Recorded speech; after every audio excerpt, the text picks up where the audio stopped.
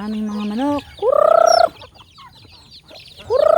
Thank you Lord. Ayan na po sila, makukulit na po. Uy, ang dami. Uy. Thank you Lord. Sa manok, aming tulungan, sa mga tupa, mga babait. Talagang lobo. Sa aking aso na cute. Love. Thank you Lord. Thank you Lord sa aking kulungan. Yan na po sila. Sleeping. Sleeping po ang mga tupa. Thank you po sa mga tupa. Ay wow. Dama na. Ay. Alay may pagkain.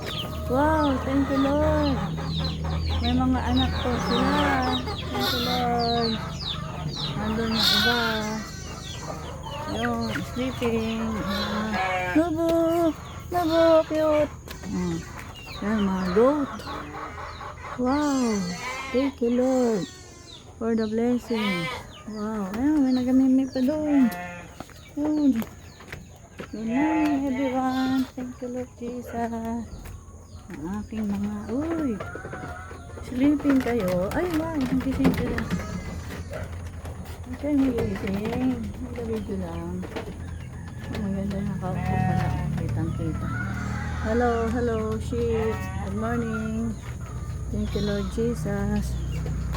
In Jesus name. Hallelujah. Thank you Lord. Thank you Lord sa malaking taniman. Nagatanim po. Thank you Lord. Salamat po. Ay, may saging naman doon. Thank you Lord. Uy, laki. Uy. Thank you Lord Jesus. Sa aming sagingan. Yan. Uy. Nagamit sila dili.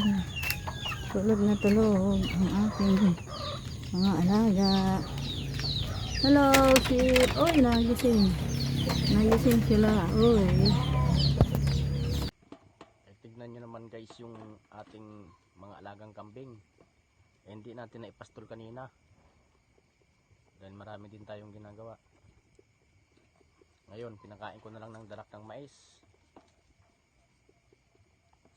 Mahirap lang pag gutom na gutom kasi pag pumasok ka sa loob, nanunuwag itong lalaki. Dahil sabik na sabik kumain. Nagutom kasi. Hindi dapat magaling kang umiwas dyan sa sungay niyan. Baka matamaan ka.